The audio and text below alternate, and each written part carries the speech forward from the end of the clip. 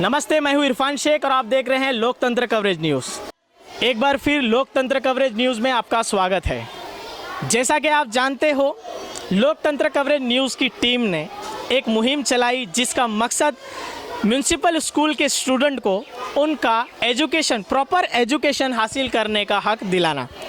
इसी मुहिम के तहत आज हम रुख करेंगे गायकवाड़ नगर MHB मालवनी 8 नंबर की स्कूल नंबर 2 की तरफ, जहां स्कूल की खस्ता हालत देखने के बाद अंदाज़ा लगाना मुश्किल है कि यहां के गरीब बच्चे किस तरीके की मुश्किल से जूझ रहे हैं, किस तरह सरकार और स्कूल मैनेजमेंट बच्चों के भविष्य के साथ खिलवाड़ कर रहे हैं।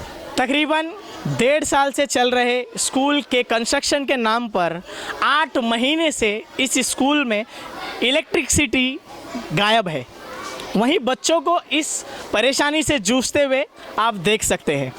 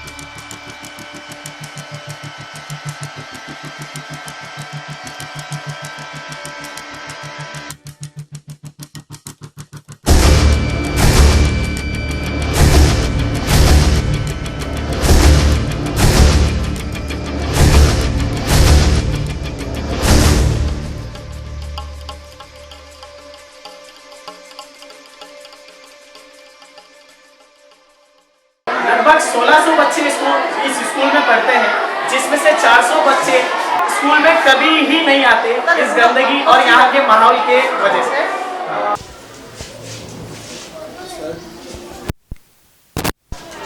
क्या नाम है सर आपका? कमलेश बोए। सर यहाँ पे लाइट कब से नहीं है? जून से ही लाइट नहीं है यहाँ पे। जून महीने से लाइट? हाँ।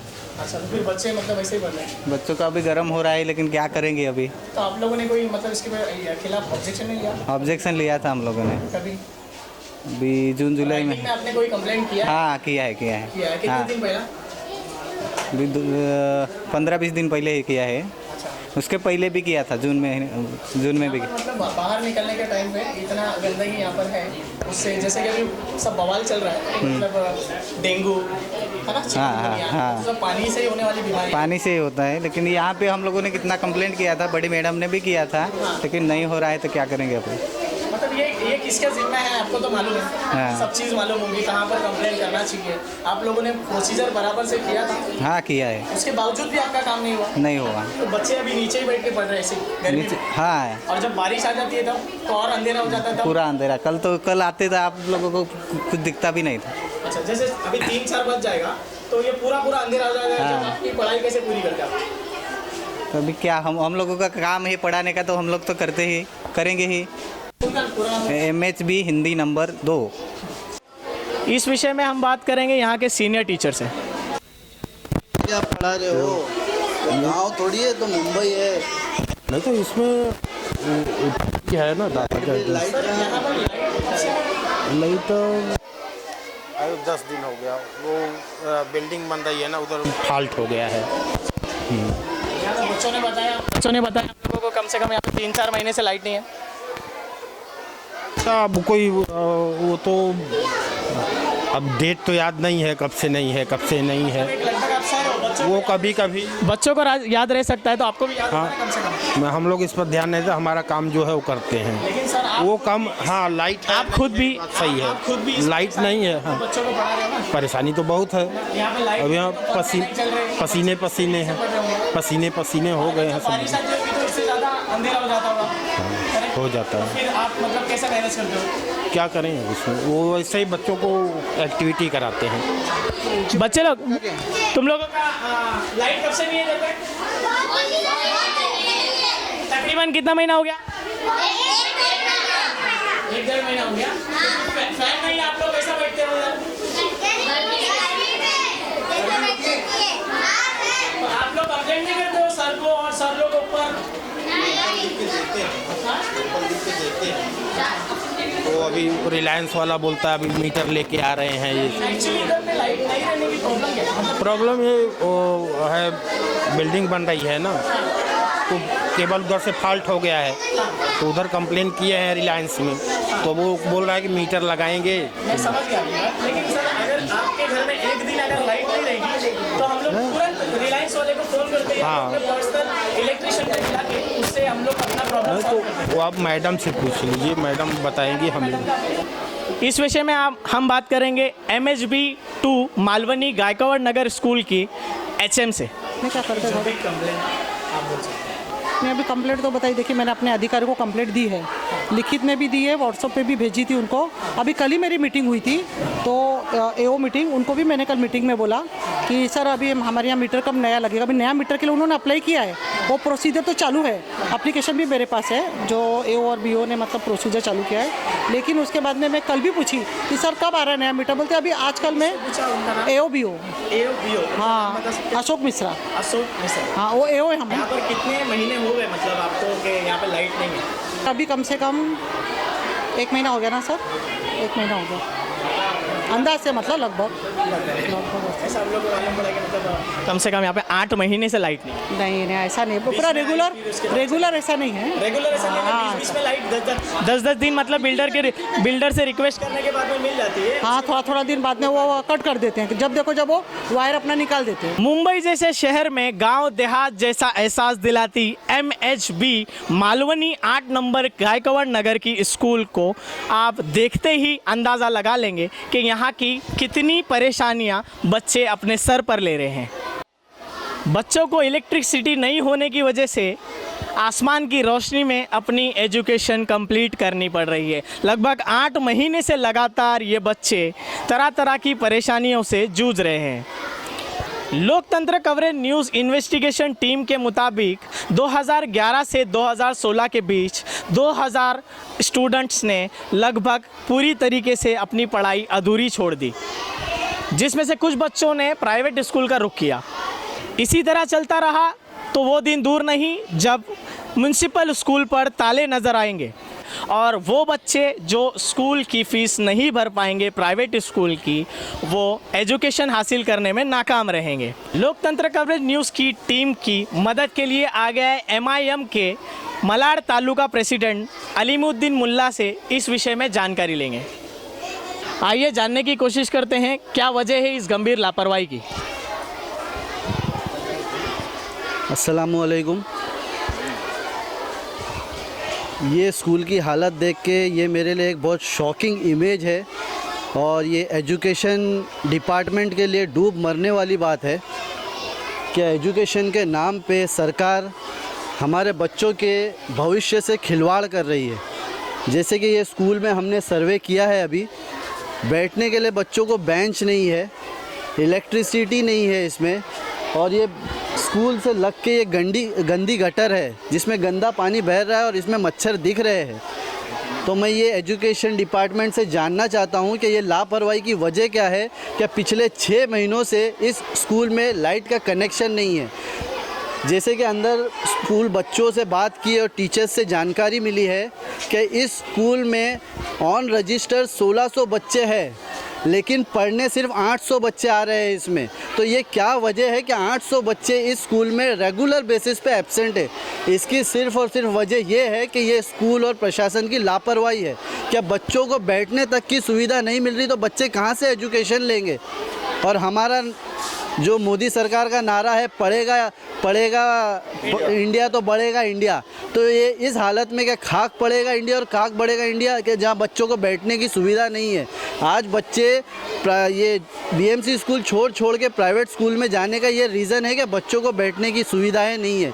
तो मैं सरकार से और एजुकेशन डिपार्टमेंट को अपील करता हूं कि जिस तरह लास्ट वीक में हमारे एमएलए एडवोकेट वारिस पठान साहब ने एक लेटर दिए थे और उन्होंने मांग की थी कि उनके एरिया की बीएमसी स्कूल्स कुल हिंद मजलिस इत्तेहादुल मुस्लिमीन ऑल इंडिया मजलिस इत्तेहादुल मुस्लिमीन को सौंपी जाए, ताकि वो स्कूल हम बहुत ही कम पैसे में चलाएंगे और इससे 100 गुना ज़्यादा बेनिफिट्स बच्चों को देंगे ताकि इन बच्चों का भविष्य आगे जाए। तो मैं यही गुजारिश करता हूँ कि इस एरिया की भी तमाम बीएमसी स्कूल जो एजुकेशन डिपार्टमेंट है वो ऑल इंडिया मजलिस इत्तेहादुल मुस्लिमीन के हवाले करे और हम इन्हीं कम फीस में बच्चों को बहुत ही उम्दा एजुकेशन देंगे ताकि ये बच्चों का भविष्य बढ़े और भविष्य के साथ हमारा हिंदुस्तान का भी भविष्य उज्जवल हो जाए। शुक्रिया। इस विषय में और जानकारी के लिए हम बात करेंगे MIM के सीनियर लीडर अफजल अंसारी से। अस्सलाम वालेकुम। जैसे कि हम लोग ने ये स्कूल की हालत बताई, आपने पूरा रिकॉर्डिंग किया होगा और जैसे कि हमारे तालुका प्रेसिडेंट अलीमुद्दीन मुल्ला साहब ने आपको पूरी डिटेल्स बताई है। मैं सिर्फ जानना चाहता हूँ बीजेपी की सरकार से कि उनका नारा है डिजिटल इंडिया बनाने का। डिजिटल इंडिया के नाम पे अगर हम लोग देखा जाए तो यहाँ पे तो बच्चों को मूल सुविधा भी प्राप्त नहीं की जा रही है। 1600 बच्चे यहाँ पे ऑन रिकॉर्ड हैं, जिसमें से आधे बच्चे यहाँ पे आते हैं और हम लोग ने सारी क्लासेस का जायज़ा लिया। आधे बच्चों को सीट है, आधे बच्चे क्या, हमने पूरी काउंटिंग की है, लगभग 50 सीटें प्रोवाइड की गई है। 50 बेंचेस यहाँ पे बच्चे लोग को नहीं प्रोवाइड की गई है और बाकी के बच्चे जो है वो नीचे ज़मीन पे बैठे हैं। और सर और टीचर लोगों से बात करने के बाद में पता चला है कि यहाँ पे इलेक्ट्रिसिटी पिछले कई महीनों से नहीं है। अगर हमारे कॉरपोरेटर की बात की जाए तो यहाँ से चंद कदमों की दूरी पे रहते हैं। सिरिल डिसूजा नाम है उनका, वो चंद कदमों की दूरी पे रहते हैं। अब ये कॉरपोरेशन इलेक्शन में ये सारे स्लम एरिया में जाएंगे और बड़ी बड़ी बातें करेंगे कि हमने गटर बना दी, नाली बना दी, टॉयलेट बना दी, पर ये बच्चों के भविष्य के लिए क्या कर रहे हैं? सिर्फ गटर और नाली से काम नहीं चलता है। एक जिम्मेदारी उनको दी गई थी कि 5 साल तक आप वो जिम्मेदारी उठाओ। उस जिम्मेदारी के नाम पे शायद उन्होंने कुछ भी काम नहीं किया है। मालवनी के विकास के नाम पे सिर्फ पब्लिक को ठगा गया है और उनके जज्बातों से खेला गया है। हम चाहते हैं कि जिस तरह से ओएसी स्कूल ऑफ एक्सीलेंस बनी है हैदराबाद में, हम चाहते हैं कि वही मौका हमको बॉम्बे में भी दिया जाए और बीएमसी में भी दिया जाए, ताकि हम ये बीएमसी की स्कूल की हालत सुधारें और हमारे बच्चों का फ्यूचर बढ़ाए। हम चाहते हैं कि ये स्लम एरिया वाले स्लम में पढ़े लिखे बड़े नहीं, सिर्फ यहाँ पे ही ख़त्म नहीं हो जाए इनकी लाइफ। हम चाहते हैं कि ये लोग आगे बढ़े, ये आगे बढ़ने के बाद में इनका फ्यूचर ब्राइट हो, ये भी IAS और IPS की पोजीशन तक पहुँचे, ना कि ये सिर्फ अपने घर तक सीमित रह जाए और अपनी आने वाली जनरेशन को भी पढ़ाने के लिए नहीं रहे। लेकिन अगर इस तरीके का माहौल रहेगा तो बच्चे मेरे ख्याल से मुझे नहीं लगता कि और आगे तक पढ़ पाएंगे। ये जो 800 बच्चे आज नहीं आ रहे हैं स्कूल में, 1600 में से सिर्फ 800 बच्चे प्रेजेंट है, आपको क्या लगता है कितने दिन तक और बच्चे इस तरीके की मुसीबत झेलते रहेंगे? हमारे पास में जब ये कंप्लेंट आई थी, ये कंप्लेंट हमारे पास में कुछ पेरेंट्स ने लेके आए थे 2 दिन पहले ही, और 2 दिन के अंदर हम लोगों ने आपको बुलाने का मकसद यही था कि हम आपको ये बताना चाहते थे कि ये यहाँ की हालत कितनी खस्ता है और हम पूरी कोशिश करेंगे कि ये बात को हमारी हेड ऑफिस तक लेके जाए, हमारे MLA वारिस पठान तक लेके जाए और उनसे गुजारिश करें कि हमारे साथ में BMC को प्रेशर करे और ये काम जल्द से जल्द पूरा करें। हम चाहते हैं कि इसमें रिलायंस वाले लोग को भी पकड़ा जाए, क्योंकि रिलायंस वाले लोग ने तो मीटर ही निकाल के लेके चले गए ये नई बिल्डिंग के नाम पर।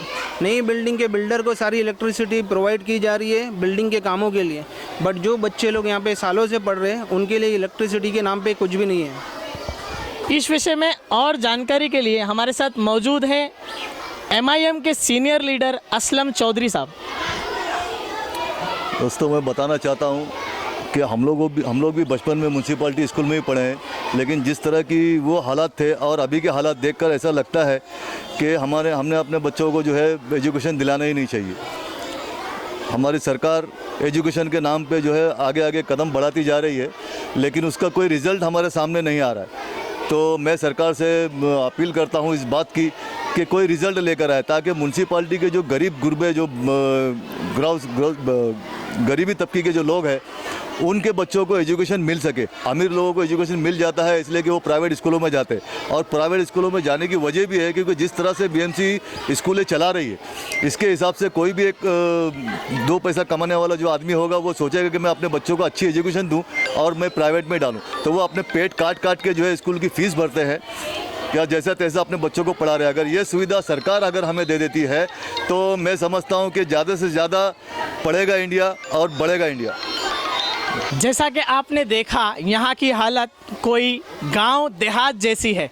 मुंबई शहर में इस तरीके की स्कूल की हालत एक गंभीरता का विषय बनी हुई है।